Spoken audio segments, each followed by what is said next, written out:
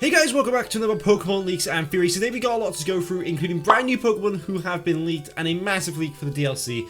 It's going to be quite a packed one, so if you do enjoy, make sure to like and subscribe, and let's just get straight into it. Starting off, we are with Ami Japan, and we are going through what we don't know yet in Pokemon Scarlet and Violet DLC, and just other stuff as well. So, what we don't know yet is the release of Pokemon Sleep. That's a very good point. This game was meant to be released this August, like, we're talking maybe autumn time. In America it's called fall, so that's like the type of time we're expecting this, and I'll be doing a gameplay. Well, I say gameplay, there's not much gameplay. I'll be doing a review on the game. That will be quite a fun little one to do, but this game we don't know when it's going to be released, and we are still waiting, unfortunately.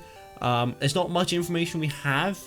It's meant to be coming at the end of July, I've seen. It's meant to be coming in August, and then some people are saying September. Like, I don't understand personally, especially with the pushback of the date of the DLC, which we'll get into a sec. But Pokemon Sleep is still very much in the dark, no pun intended, and hopefully we will not be sleeping on this one for very much longer. We also don't know the release of the Mewtwo raid, which I'm guessing is related to Pokemon Go, which I can imagine, if it is related to Pokemon Go, which is massive for Pokemon Go, because obviously Mewtwo is very prominent in that game. I'm still waiting for Giovanni to have Mewtwo back so I can defeat Giovanni. I've been waiting for about half a year now. Still waiting. I will get him. I will get him. So obviously, they're quite, I don't want to say Pokemon are slacking.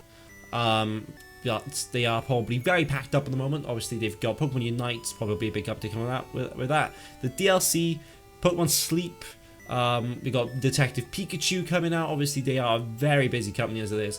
But it seems like at the moment they've got too much on, and they are being quite slow with everything, because they get, okay, we understand when it came to COVID everything was pushed back, but they're pushing back the games now, and COVID I don't want to say ended last year, because obviously it's still going on, but restrictions are nowhere near as bad as they were, if for any restrictions these days. COVID is basically just the flu at this point, but are Pokemon slacking? Let me know in the comments below. And then, like I said here, with the release date of the DLC, we still don't know. Obviously, there's two DLCs coming out. We've got the Teal Mask and Indigo Plateau, and we just don't know which. We know which one will come first. I'm pretty sure Teal Mask is coming first. We don't know realistically when. Obviously, well, we know a date range. We're hoping for the end of the year. Now it's been pushed back to apparently and then the start of next year for the DLC, the second one. But we don't know exactly. I don't believe. And it's come on, like, it was meant to come in the summer, it's the summer now, it still hasn't arrived. What do we do? Who knows? But there's a good comment here. I don't know if September 2023 is in the Teal Mask DLC, Scarlet Violet news maybe, we'll see soon. I guess it's in presents, that may be around next week, Mewtwo drop in Unite, sorry. Near the end of the month, that would be when the raid drops. I would be tired. Wait, I'm leaning towards separately. So, Ami Japan made a good point. Do you think the Pokemon Company will present these separately or together? And surely to keep fans happy, because, they haven't got a lot of information at the moment. It would be, together would make more sense for them, but I can imagine them doing separately to kind of have more content, it seems like, pushed back. But we should hopefully be getting a new present soon and getting some major information on these games. Moving on over to this Riddler Q tweet, and it's in Japanese, and they was kind of translated. Ami Japan has said new C game start, and people think C for consoles, maybe new console games. And does this mean we're going to get new presents? I imagine that Detective Pikachu will be on console. But then we go back to this next tweet that they have, and it says there are 3 games in total. Are you ready? What are the games? Like, okay, so 3 games. That to me doesn't indicate that they're talking about DLC, which would be massive if there's 3 games coming out. If there are 3 games coming out and we don't have either a new Let's Go or a new Legends, one of them will be Detective Pikachu. Let's be honest, Detective Pikachu Returns or whatever it's called. That'll be one of them. And the dream is to have a Let's Go Johto. And hopefully a Legends Johto. I can imagine them doing what they did with Diamond and Pearl, having the remakes, and then having the Legends Arceus, and kind of making the whole Sinnoh thing out of it. I can imagine them doing it Johto, Let's Go Johto, and Legends Johto. And it would be sick, because Johto has one of the best old stories in it. One of the best, like, they really put some time and effort into the legend of Johto. obviously with the Burning Tower, I've said it no end of times now, the Burning Tower, you know, there's so much in Johto. You know, obviously we've got like Ho-Oh resurrecting the beasts, or the resurrecting Pokemon into the beasts. You got Lugia controlling, well, basically controlling the three birds, but Lugia is a Generation 2 Pokemon, we gotta remember. So, you know, even though the legendary birds are Generation 1, Lugia is still Generation 2, so they will be in this game. They would have to be. I pray to God that they're making the Legends Johto. That would be the literal dream. If they made the Legends Johto, it would be great. That would be probably my favorite game ever. But this person has tweeted basically saying, will it be a third DLC? I would be massively disappointed if it's a third DLC to Scarlet and Violet, because I've just found Scarlet and Violet just to be like a little bit shit going on from like, so the games have been out since November last year. They're a bit shit. They're not the best Pokemon games we've had. Definitely, I'd probably put them down there with the worst Pokemon games we had on Nintendo Switch, especially. I would say Let's Go is better than Scarlet and Violet. Sword and Shield's better than Scarlet and Violet. Maybe not BDSP. I think BDSP may be worse, maybe on the same level as Scarlet and Violet. But Scarlet and Violet, when you think about it now, they are really weak games. And I can't see a DLC saving them at all. But then it leads on to this next point that she has tweeted out. Another something to do with the first R-Fake. So regional fake we had obviously throughout the games in Scarlet and Violet, probably one of the better things that they introduced, to be fair.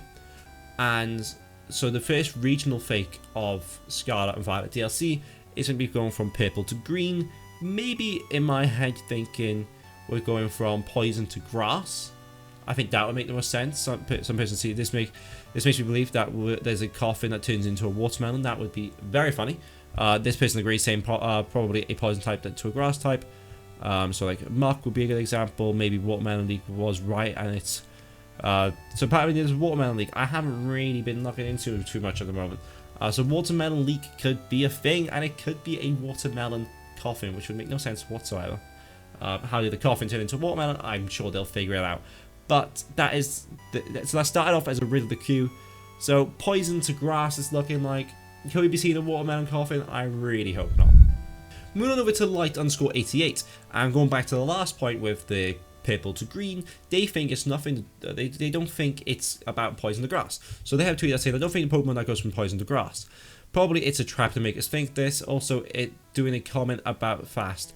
Here is your answer. So, if we take a look at the new Pokemon from Paldea, there is only one that goes from purple to green when changes to shiny, and it's Veluza.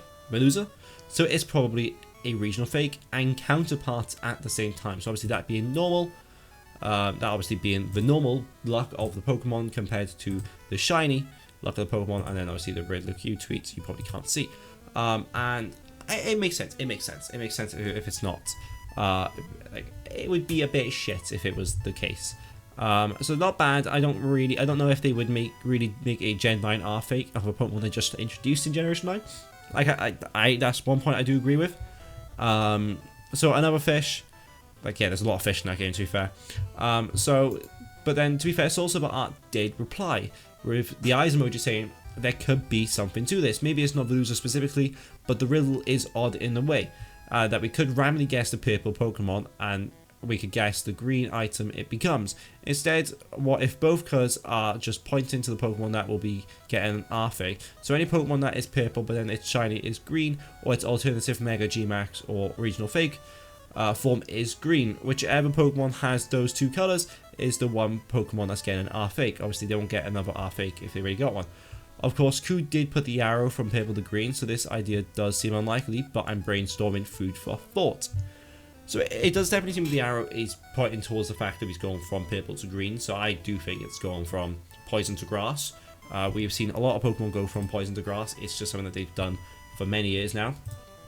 Like a grass poison is a combination we've seen for many years now. Look at Roselia, look at this is where my memory goes blank now, and I can't remember. Roselia, Gloom, those sort of Pokemon, Oddish, poison and grass are two types that go hand in hand very well, much like normal flying. They are just kind of like they go hand in hand, and it just works out. So can we be seeing poison and grass? I think it's very likely. It's very adventurous for Pokemon, which sounds like Pokemon. Moving on, we have new potential DLC leak. Obviously, take with a grain of salt, because it's from 4chan, and everyone knows that 4chan is reliable. Let me just budge this over slightly so you can see it a little bit better, because obviously we want the best, so you wouldn't be able to see it. So that is a very interesting picture with the tail on the if being on the tail's back. Just a random guy that knows things. That is what he's saying about the Teal Mask. The main objective is to free Orgapon, controlled by the Teal Mask. At the beginning, you will have to choose one of the 3 heroes and defeat it in a battle to catch it. Orgapon, grass/fairy. So why are we freeing Orgapon? I guess there's more than one. Okidogi, Pheasant. I hate these names. Pheasantpity, and Monkey Dory. I hate those names. So all 4 possess a special talent or terrestrial mask form associated with specific Terra type. So Ghost for Orgapon, which is the final boss. Rock for Okidogi. Psychic for Pheasantpity. Fighting for Monkey Dory.